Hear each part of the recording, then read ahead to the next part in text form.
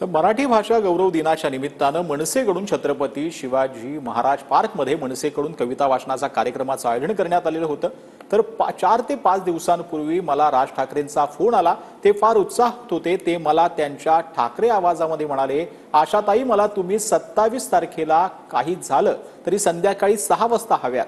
मी त्यांना म्हटलं 60 वर्ष उशीर झाला तर का त्यावरती काव्य वाचन करायचं आहे आणि जरूर यायचं आहे असं त्यांनी सांगितल्याचा किस्सा जो आहे तो आशा भोसलेंनी सांगितला। 4-5 दिवसापूर्वी मला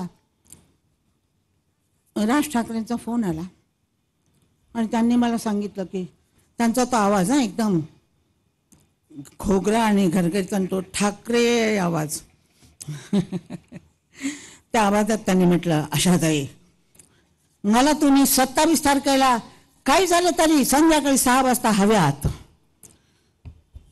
60 वर्ष उशीर झाला बरं का। ज्या माणसांनी माझ्या बंगल्यामध्ये एका दिवसात एवढी मोठी शिवाची पिंडी आणून बसवली त्या माणसाला मी काय नाही म्हणू। ज्या माणसांनी कुठे जेवण मिळत नसताना 15 मासे एवढे मोठे मोठे पॉपलेट माझ्याकडे पाठवून दिले त्याला मी काय नाही म्हणू। तो दोस्त आहे आणि दोस्ताला कोणी नाही म्हणतं का?